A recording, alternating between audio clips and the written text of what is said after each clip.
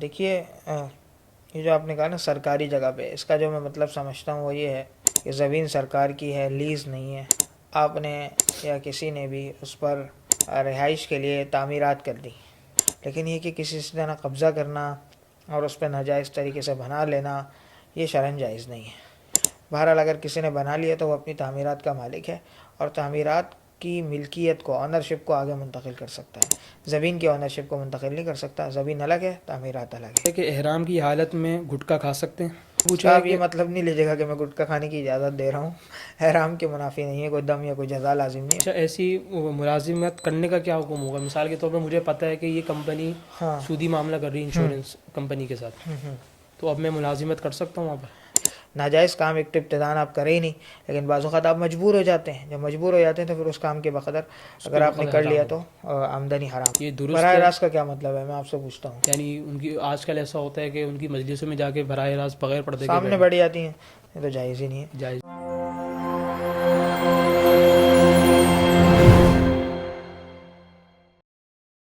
السلام علیکم ناظرین، میں ہوں ادین الہی. الرحمان اکیڈمی کے پروگرام آپ کے مسائل کے حل میں خوش آمدید. آج ہمارے ساتھ جو مہمان ہیں مفتی عفنان صاحب، ان سے ہم کچھ سوالات پوچھیں گے اور شریعت کی روشنی میں رہنمائی حاصل کریں گے. السلام علیکم ورحمۃ اللہ. وعلیکم السلام ورحمۃ اللہ. مفتی صاحب، سوالات کی طرف چلتے ہیں. پہلا سوال یہ ہے کہ سرکاری جگہ پر تقریباً 50 سال سے عمارات قائم ہیں، اب ان کی خرید و فروخت کرنے کا کیا حکم ہے؟ بسم اللہ الرحمن الرحیم، نحمدہ و نصلی و نسلم علی رسول الکریم، اما بعد. دیکھیے یہ جو آپ نے کہا نا سرکاری جگہ پہ، اس کا جو میں مطلب سمجھتا ہوں وہ یہ ہے کہ زمین سرکار کی ہے، لیز نہیں ہے. آپ نے یا کسی نے بھی اس پر رہائش کے لیے تعمیرات کر دی. جیسے یہ سمجھ لیں کہ آپ بہت ساری جگہ ایسی ہوتی ہیں جو حکومت کی طرف سے لیز نہیں ہوتی ہیں اور وہاں پر لوگ جو ہے عمارتیں بنا لیتے ہیں، رہ لیتے ہیں. ریلوے کی زمین ہے، آس پاس اور کوئی زمینیں ہیں، تو ایسی صورت کے اندر آپ زمین کے مالک تو نہیں ہیں. زمین تو کس کی ہے؟ گورنمنٹ کی ہے. تو جب تک آپ لیز نہیں کراتے تو آپ زمین کے مالک نہیں ہیں. البتہ اوپر جو آپ نے تعمیرات کھڑی کی ہیں، آپ تعمیرات کے مالک ہیں. اور اگر آپ کسی کو آگے بیچتے ہیں تو بیچنے میں کیا ہوگا کہ آپ زمین تو نہیں بیچ سکتے، ایسی بات ہے، آپ مالک نہیں تو کیسے بیچیں گے؟ ہاں یہ ہو سکتا ہے کہ آپ یہ کہہ دیں کہ بھائی تعمیرات میں نے بنائی تھی، تعمیرات میں آپ کو منتقل کر رہا ہوں، آپ رہ لو، جب تک رہ لو، جب تک گورنمنٹ اجازت دے دے. نہیں اجازت دے گی تو دو ہی صورتیں ہوں گی آخر میں، تو توڑ دے گی گورنمنٹ، ختم کر دے گی ساری عمارات کو، تجاوزات ختم کر دے گی. یا پھر یہ ہوگا کہ لیز کر دے گی. لیز کر دے گی تو ٹھیک ہے، اس کی ویلیو بڑھ جائے گی. ورنہ پھر یہ کہ صرف تعمیرات کی حد تک وہ مالک ہے، اور جب تک گورنمنٹ نہیں توڑتی تو وہ اپنی تعمیرات سے استفادہ کر سکتا ہے، فائدہ اٹھا سکتا ہے. لیکن یہ کہ کسی سے نہ قبضہ کرنا اور اس پہ ناجائز طریقے سے بنا لینا یہ شرعاً جائز نہیں ہے.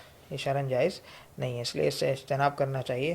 بہرحال اگر کسی نے بنا لیا تو وہ اپنی تعمیرات کا مالک ہے اور تعمیرات کی ملکیت کو، آنرشپ کو آگے منتقل کر سکتا ہے.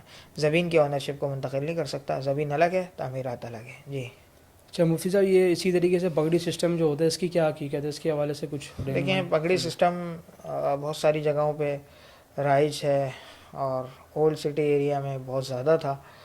اور جو ہے اس کو لوگ یہ پگڑی پہ کوئی جگہ لے لیتے ہیں اور یہ سمجھتے ہیں کہ میں مالک ہو گیا. اس میں بھی یہی کہ آپ جگہ کے مالک نہیں ہیں، آپ صرف جو ہے آپ کو حق قرار کہتے ہیں عربی میں، کہ آپ بیٹھنا جو ہے آپ کے پاس حق ہے کہ آپ دکان پہ بیٹھیں، بس استعمال کریں، استعمال کا حق ہے آپ کے پاس.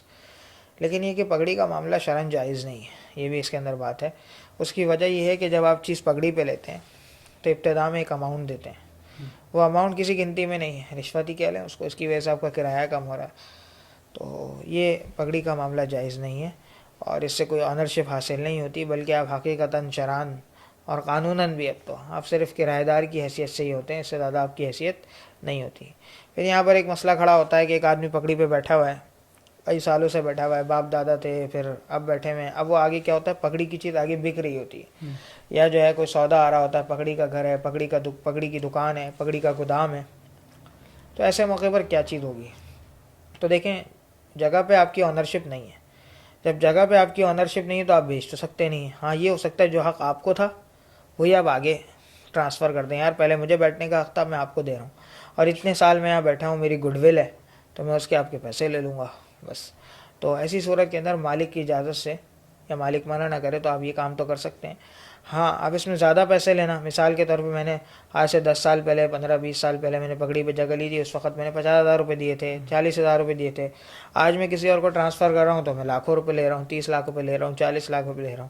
تو یہ اضافہ لینا جائز ہے کہ نہیں؟ دیکھیں جتنی اصل رقم دی تھی اتنی لینا تو جائز ہے، لیکن وہ تو اس وقت کی تھی اور آج کے دور کی تو نہیں ہے.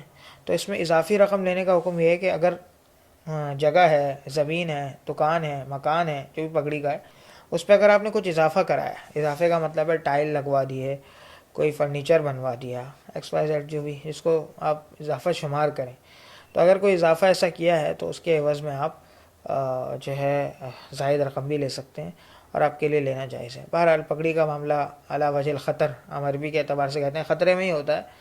کبھی بھی آنر آپ سے کہہ دے گا بھائی آپ خالی کرو، یعنی نتیجہ اس کا صحیح نہیں ہوتا، اس لیے ایسا معاملہ کرنے سے اجتناب کیا جائے. چھوٹی جگہ لے لی جائے لیکن آنرشپ پہ لے لی جائے. اچھا ایک سوال یہ پوچھا ہے کہ احرام کی حالت میں گٹکا کھا سکتے ہیں؟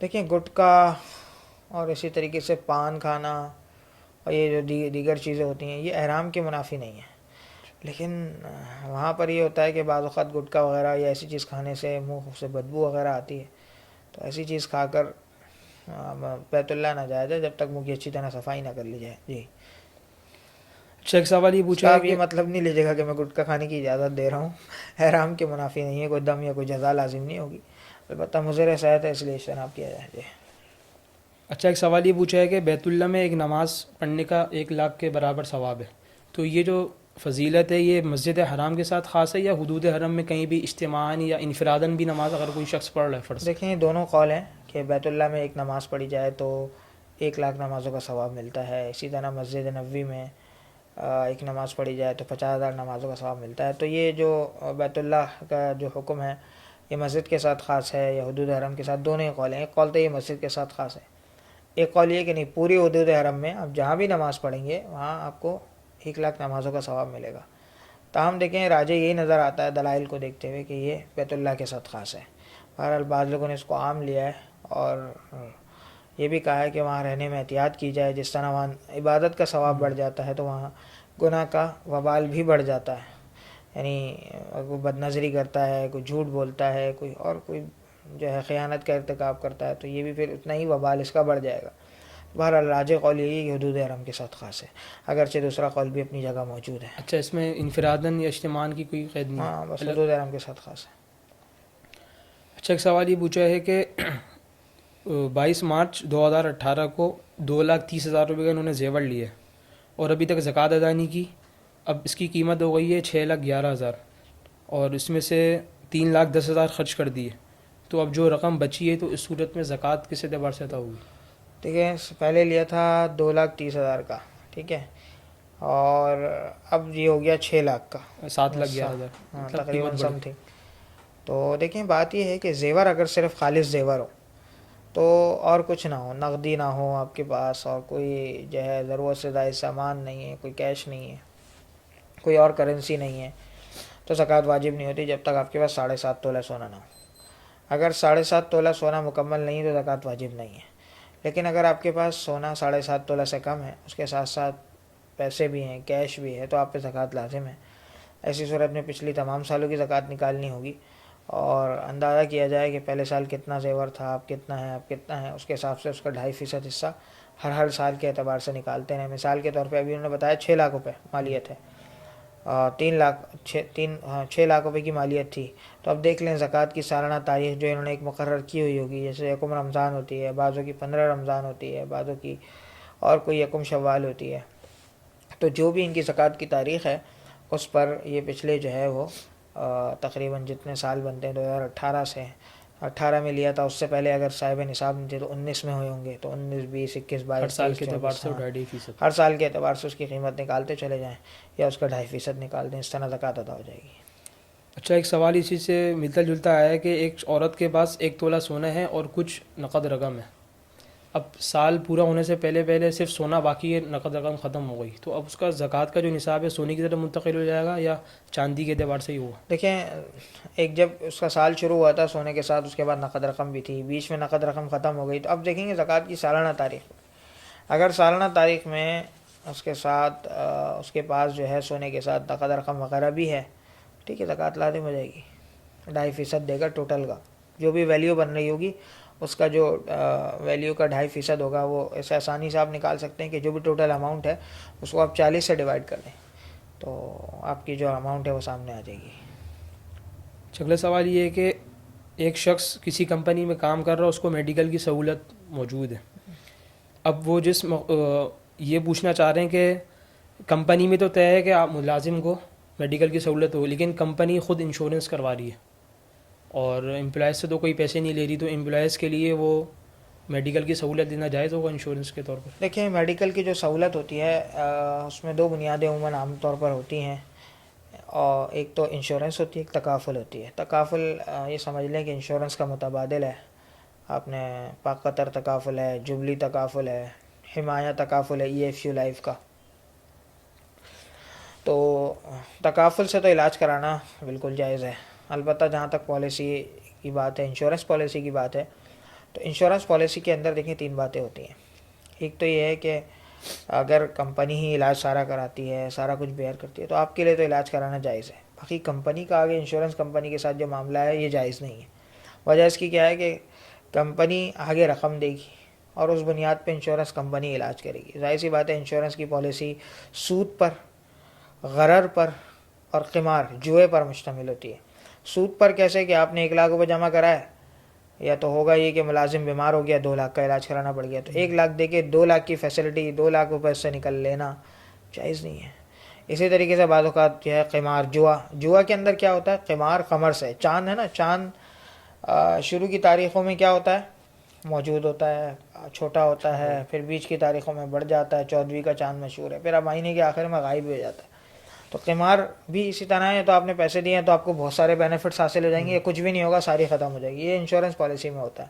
طرح غرر کا مطلب کیا ہوتا ہے، آپ کو اینڈ نہیں پتا کہ نتیجہ کیا ہوگا، آپ نے انشورڈ کرا لی چیز، تو اس سے بہتر ایسی بات ہے، سود بھی ہے، سود پہ اللہ نے کی طرف سے اعلان جنگ ہے، سود ہے، قمار ہے، جوا ہے، اور آپ کو الٹرنیٹ چاہیے تو وہ بھی موجود ہے یہاں پہ کہ آپ جو ہے تغافل کرا لیں۔ اچھا، بہرحال ملازم کی جہاں تک بات تھی، تو ملازم جو ہے وہ اگر کمپنی سارا کچھ خود کرتی ہے تو پھر آپ وہ فیسلٹی اٹھا سکتا ہے، اور اگر ایسا ہے کہ پہلے ملازم جو ہے وہ خود علاج کراتا ہے، بعد میں جا کے پھر وہ کمپنی سے لیتا ہے، تو بھی ٹھیک ہے۔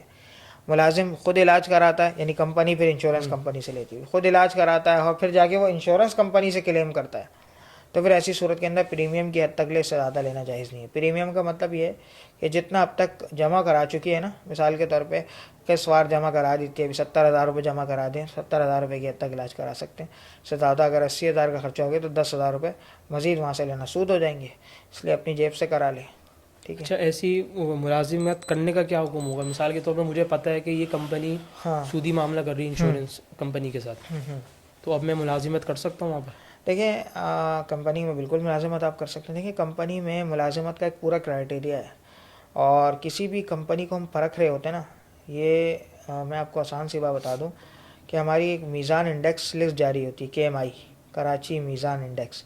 ہوتا کیا ہے کہ اگر ہم کسی کمپنی میں ملازمت کرنا، کسی کمپنی کے اندر ہم نے شیئر خریدنا، یا کسی کمپنی کے ساتھ ہم اس کے پارٹنر بن سکتے ہیں یا نہیں بن سکتے، تو اس کا پورا ایک کرائٹیریا ہے جو شریعہ گائیڈ لائن، جو رولز ہیں اس میں موجود ہے۔ اس کا بنیادی کاروبار حلال ہو، کوئی ناجائز کاروبار نہ ہو، بیئر کا کوئی کاروبار نہ ہو، شراب کا کاروبار نہ ہو، پھر اس کے اندر اگر کوئی بورو، اس نے کوئی قرضہ لیا ہوا ہے، سودی قرضہ لیا ہوا ہے، تو 33% سے زیادہ نہ ہو، اس کی لیکوڈیٹی جو ہے، اس کے اندر جو ایسٹس ہیں وہ جو آپ کے پاس، اس کے بعد جو ایسٹ ہوتے ہیں لیکوڈ بھی ہوتے ہیں اور سالڈ ایسٹ بھی ہوتے ہیں، تو ان لیکوڈ ایسٹ جس کو کہتے ہیں، اس کا ریشو ہوتا ہے کہ اس میں دونوں ہونے چاہیے اس ریشو کے تناسب سے، اور اس کی جو انکم جنریٹ ہو رہی ہے اس کا سورس کیا ہے، پرائمری انکم کیا ہے، اس کی سیکنڈری انکم کیا ہے، پرائمری انکم کے اندر تقریباً 5% سے زیادہ کوئی جو ہے نا سورس ایسا نہ ہو جو ناجائز، یہ پورا ایک کرائٹیریا ہے۔ اگر کوئی اس کرائٹیریا پہ اترتی ہے تو اس کے ساتھ آپ اس کے شیئر بالکل خرید سکتے ہیں۔ جہاں تک ملازمت کی بات ہے، اگر آپ کا کام اس میں جائز ہے تو آپ بالکل ملازمت کر سکتے ہیں۔ اور جیسے ہوتا ہے بھائی، بہت سارے لوگ پوچھتے ہیں فلاں جگہ میں کام کر رہا ہوں اور بینک میں کام کر رہا ہوں، تو ہم کہتے ہیں اگر آپ کا جو ہے ڈائریکٹ آپ سودی لین دین میں، سودی حساب کتاب میں آپ کا تعلق نہیں ہے، آپ کا مثال کے طور پہ آپ سافٹ ویئر انجینئر ہیں، سافٹ ویئر کو دیکھ رہے ہیں، صرف بیک اینڈ پہ ہیں، اور آپ جو ہے سسٹمز کو دیکھ رہے ہیں، الیکٹریکل انجینئر ہیں، یا اس کے علاوہ آپ کے ذمے کوئی ایسا کام ہے جس کا تعلق سودی لکھت پڑھت سے نہیں ہے، یا آڈیٹر ہے، انٹرنل آڈیٹر نہیں، آپ بینک کے ملازم نہیں ہیں, آڈٹ فرم میں ملازم ہیں اور آپ یہاں ملازمت کرتے ہیں, تو اگر آپ کا کام جائز ہے تو آپ کر سکتے ہیں. لیکن اگر آپ کا کسی ناجائز کام میں انوالو ہیں تو پھر آپ کی ظاہر سی بات ہے اس پرسنٹیج کے مطابق وہ کام جائز نہیں ہوگا. جیسے بہت سارے لوگ باہر جاتے ہیں اور وہاں پہ پھر پمپس ہوتے ہیں یا ریسٹورنٹ ہوتے ہیں, وہاں پہ ملازمت کرتے ہیں. اب اس کے اندر بعض اوقات شراب ہے, پک خنزیر ہے اور اس طرح کی چیزیں بعض اوقات سرو کرنی پڑتی ہیں, ڈلیوری دینی پڑتی ہے. تو دیکھیں اس میں جائز کام کے بقدر آپ کی تنخواہ اور آمدنی جائز ہوگی.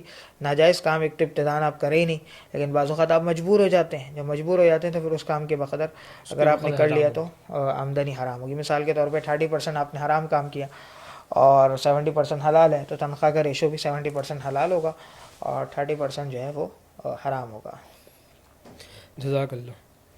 اچھا, اگلا سوال یہ پوچھا ہے کہ اگر کسی شخص کی نمازیں بہت رہتی ہیں قضا, تو وہ سنت موقدہ چھوڑ کر وہ نمازیں پڑھے یا سنت موقدہ اپنی جگہ پڑھے پھر نماز قضا کرے؟ دیکھیں سنت موقدہ کا اہتمام کرے, تاکید زیادہ ہے اس میں, اور کوشش کرے بس جلد سے جلد قضا نمازیں پڑھ لے. غیر موقدہ چھوڑ سکتا ہے, موقدہ کا اہتمام کرے. اچھا, خصوص اس میں فجر کی ہے, اس میں بہت تاکید آئی ہے, اس لیے اس کا جی. اہتمام کرے. جی. خواتین کا مشائخ کے ساتھ براہ راست اصلاحی تعلق قائم کرنا یا بیعت کرنا, یہ درست براہ ہے؟ راست کا کیا مطلب ہے, میں آپ سے پوچھتا ہوں. یعنی ان کی آج کل ایسا ہوتا ہے کہ ان کی مجلسوں میں جا کے براہ راست بغیر پردے کے سامنے بیٹھ جاتی ہیں, یہ تو جائز ہی نہیں ہے. جائز نہیں. دیکھیں آپ علیہ الصلوۃ والسلام سے بڑا برگزیدہ تو کوئی نہیں ہوگا. سارے نبیوں کے امام ہیں, سردار ہیں. آپ علیہ السلام نے خواتین کو کیسے بیعت کیا؟ پردے کے پیچھے سے بیعت کیا. مرد کیسے بیعت ہوتا ہے؟ کسی کے ہاتھ میں ہاتھ دیتا ہے اور وعدہ کرتا ہے, اللہ سے وعدہ کرتا ہے, ان الذین یبایعونک انما یبایعون اللہ, اس کے اندر کہ میں جھوٹ نہیں بولوں گا, غلط کام نہیں کروں گا, وغیرہ وغیرہ XYZ. اور پھر جب وہ صحیح طرح بیعت ہوتا ہے اور کسی اللہ والے سے ہوتا ہے اور باقاعدہ نسبت میں جوڑتا ہے, تو اس کے اثرات اس پہ نمایاں ہوتے ہیں. اس کو برائی نظر آتی ہے اور گندگی نظر آتی ہے. ورنہ مکس ماحول میں تو ہمیں پتہ ہی نہیں چلتا کیا چیز صحیح ہے کیا چیز غلط ہے, بس معاشرہ جس رخ پہ جا رہا ہے. تو عورتوں کے لیے طریقہ یہ کہ اگر آپ نے بیعت کرنی بھی ہے تو کسی کپڑے وغیرہ کے ذریعے ایک ہاتھ آپ کے ایک ان کی طرف کنارہ دے دیں, وہ پکڑ لیں, پردے میں ہو, یا صرف لکھ کے بھی بیعت ہو جاتی ہے, ٹھیک ہے, تحریراً بھی ہو جاتی ہیں. اور دوسرا یہ کہ ایسے موقع پر کسی محرم کی اجازت سے ہوں. مثال کے طور پہ کسی کی وائف ہے تو اپنے ہسبینڈ کی اجازت سے ہوں, اور اگر شادی شدہ نہیں ہے تو پھر اپنے فادر یعنی گھر میں جو سرپرست ہوتے ہیں, والد ہوتے ہیں, ان کی اجازت سے کسی سے بات کریں. کیونکہ دیکھیں آج کل ماحول اتنا جو ہے نا وہ تیزی سے تبدیل ہو رہا ہے کہ کب شیطان اپنا کام کر دے پتہ نہیں چلتا. حدیث میں کیا آتا ہے, جہاں مرد و عورت اکیلے ہوں وہاں تیسرا کون ہوتا ہے؟ شیطان ہوتا ہے. ان الشیطان یجری مجری الدم, شیطان جو ہے وہ تمہارے اندر کیسے دوڑتا ہے, جیسے کہ جو ہے وہ تمہارے اندر خون دوڑتا ہے. تو ایک دم ذہنیت پلٹی, نیت خراب ہوئی ہے, ساری چیزیں پھر خراب ہو جاتی ہیں. اس لیے بیعت کا جہاں تک تعلق ہے, حدیث میں جتنا آیا ہے اس روشنی میں اگر کوئی ہوتا ہے تو ٹھیک ہے, ورنہ فتنے کا خطرہ زیادہ ہے. اس لیے احتیاط کریں. کسی جو ہے وہ کسی اللہ والے کی کتابیں پڑھتی رہیں, یا کوئی ضرورت پیش آ جائے تو کسی محرم کے ذریعے سے پوچھوا لیں, زیادہ بہتر ہے. جزاک اللہ مفتی صاحب, قیمتی وقت دینے کا شکریہ. اجازت چاہوں گا. اللہ تعالی ہم سب کو مسائل سمجھ کر اس پر عمل کرنے کی توفیق عطا فرمائے. السلام علیکم ورحمۃ اللہ وعلیکم وبرکاتہ. السلام ورحمۃ اللہ.